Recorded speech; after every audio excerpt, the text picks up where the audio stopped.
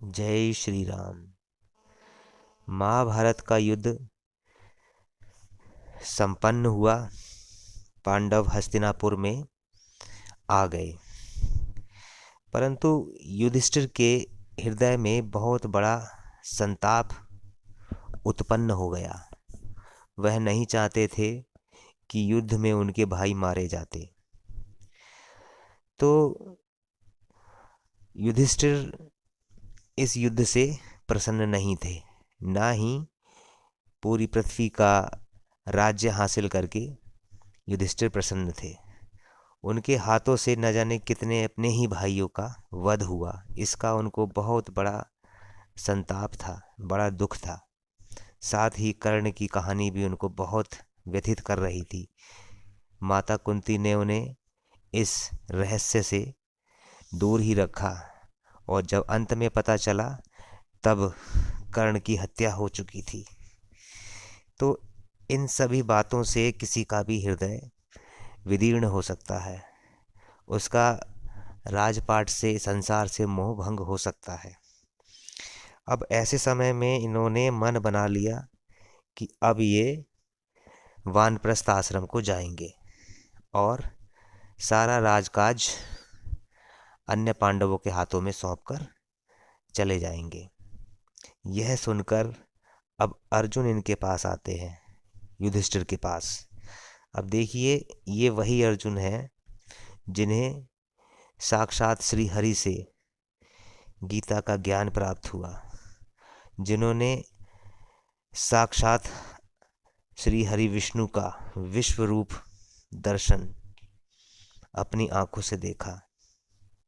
तो ये अर्जुन है जो अब अपने भ्राता युधिष्ठिर को ज्ञान की बातें बताने जा रहे हैं, क्योंकि ये भी नहीं चाहते कि युधिष्ठिर राजकाज छोड़कर और वानप्रस्थ को निकल जाए।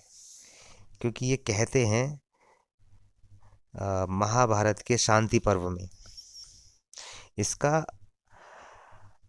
8वां अध्याय है, जिसके 5वें श्लोक में लिखा है कि किसी कायर या आलसी को कैसे राज्य प्राप्त हो सकता है।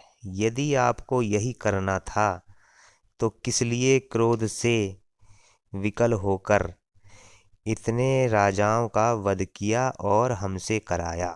ऐसा अर्जुन युधिष्ठिर से कह रहे हैं कि क्यों आपने हमसे और स्वयं इतने राजाओं का वध किया। जब यही करना था, आपको वानप्रस्थ ही जाना था, तो ये सब क्यों? स्वाभाविक सा ही प्रश्न है। तो अब ये इसमें और थोड़ा सा बताते हैं इनको, युधिष्ठिर को। अब यहाँ देखिए, अर्जुन यहाँ पर ज्ञान अपने भाई युधिष्ठिर को दे रहे हैं। यहाँ पर अर्जुन की एक ऐसी छवि सामने आती है जो अपने बड़े भाई को, जिस प्रकार से इन्हें भी मोह हो गया था ना युद्ध क्षेत्र में, ठीक उसी प्रकार अब मोह युधिष्ठिर को है। देखिए, वहां पर श्री कृष्ण अर्जुन को मोह से बाहर निकाल के ले आए। यहाँ पर अब वही अर्जुन जो गीता के ज्ञान को धारण करते हैं, अब अपने भाई युधिष्ठिर को इस मोह से बाहर निकालने में सफल होते हैं या नहीं, यही अब देखना है। तो अब ये कहते हैं अर्जुन अर्जुन ये कहते हैं कि धन धन की बहुत बड़ी महिमा है, क्योंकि अब धन तो इनके पास अपार था। अब तक तो वनों में घूमते थे, लेकिन अब इनके पास पूरी पृथ्वी का ही साम्राज्य इनके हाथों में था। तो अब धन की महिमा अर्जुन इनको बता रहे हैं। तो यहाँ पर ध्यान देने वाली बात यह भी है, जो लोग कहते हैं ना कि मोह माया धन सब व्यर्थ की बातें हैं, तो यहाँ पर अर्जुन बता रहे हैं कि दरिद्र मनुष्य पास में खड़ा हो तो लोग इस तरह उसकी ओर देखते हैं मानो वह कोई पापी या कलंकित हो। अतः दरिद्रता इस जगत में एक पातक है। आप मेरे आगे इसकी प्रशंसा ना करें। क्योंकि युधिष्ठिर ने यह मान लिया था कि वह अब श्री कृष्ण की द्वारका नगरी में जाकर दर दर भीख मांगेंगे।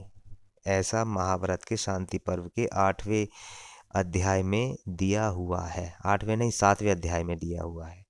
युधिष्ठिर कहते हैं कि इतना रक्तपात अपने भाइयों का करने से तो अच्छा था कि मैं द्वारका नगरी में जाकर दर दर भीख मांगता।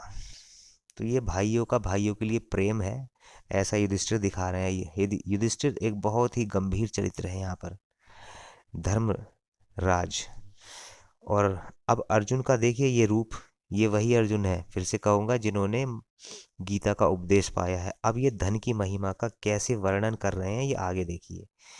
अभी तो ये दरिद्रता के बारे में बता रहे हैं कि दरिद्र कितना दरिद्र होना और दरिद्रता होना बहुत बड़ा पाप होता है। तो ये अर्जुन की दृष्टि से है। आगे देखिए, तो राजन, युधिष्ठिर से अर्जुन कहते हैं, जैसे पतित मनुष्य शोचनीय होता है वैसे ही निर्धन भी होता है। मुझे पतित और निर्धन में कोई अंतर दिखाई नहीं पड़ता। तो ये अर्जुन अपने भाई युधिष्ठिर को, जो अभी बिल्कुल शोकग्रस्त हो चुके हैं, उनको ऐसी ऐसी बातें समझा रहे हैं। छोटे भाई भी कभी कभी बड़े भाई को समझा देते हैं, समझाते ही हैं। जो भी अगर परेशान हो, दुखी हो, भटक गया हो, चाहे छोटा हो या बड़ा हो, समझाना ही चाहिए।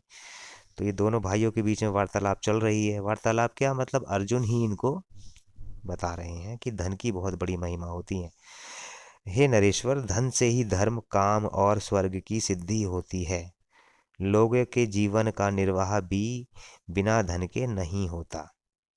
जैसे गर्मी में छोटी छोटी नदियां सूख जाती हैं, उसी प्रकार धनहीन हुए मंद बुद्धि मनुष्य की सारी क्रियाएं छिन्न भिन्न हो जाती हैं। जिसके पास धन होता है उसी के बहुत से मित्र होते हैं।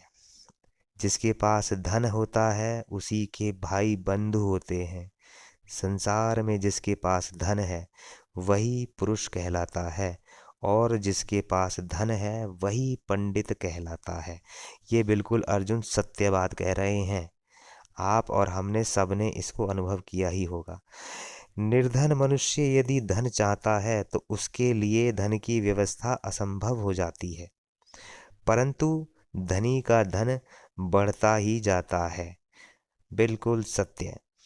जैसे जंगल में एक हाथी के पीछे बहुत से हाथी चले आते हैं, उसी प्रकार धन से ही धन बंधा चला आता है। कहते हैं ना कि धन ही धन को खींचता है। कितनी सुंदर बात अभी अर्जुन अपने भाई युधिष्ठिर के लिए कह रहे हैं। युधिष्ठिर के लिए धन कोई मायने नहीं रखता था।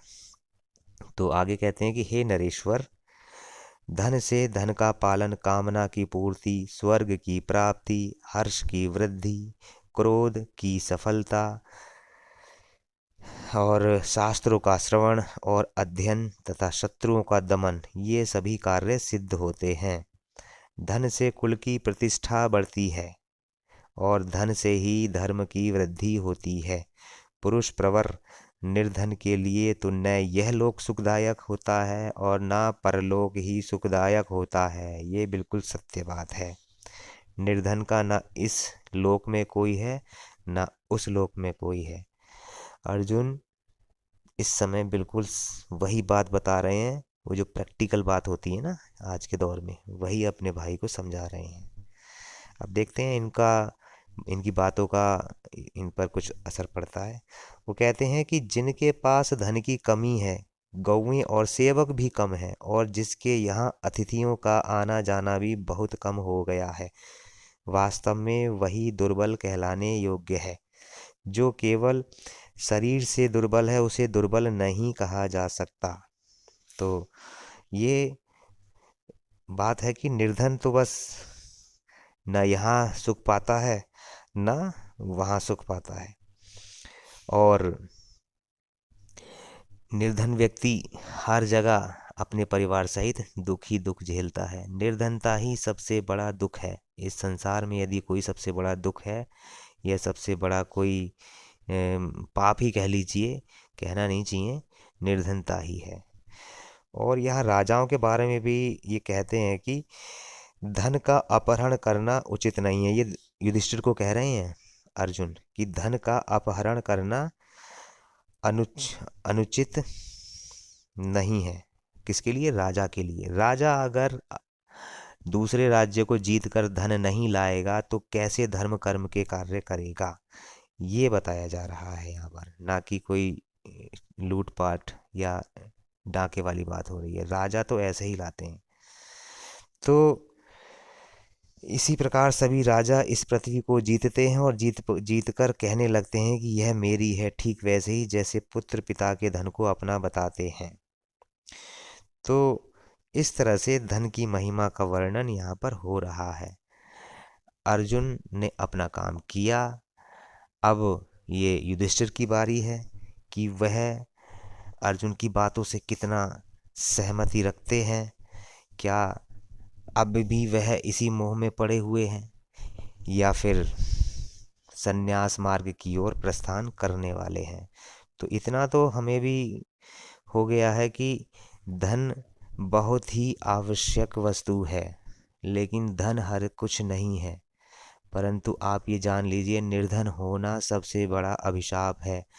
धन कमाइए, खूब कमाइए, धर्म के रास्ते से ही धन कमाइए, यही कहना था। जो धन नहीं कमाता वो निर्धन रह जाता है। वो इस लोक में भी कोई पुण्य कार्य नहीं करता और इस पुण्य कार्य को ना करने की वजह से उसको उस लोक में भी, परलोक में भी कई प्रकार के दुखों का सामना करना पड़ता है और फिर वापस पृथ्वी पर उसी निर्धनता में भेजा जाता है।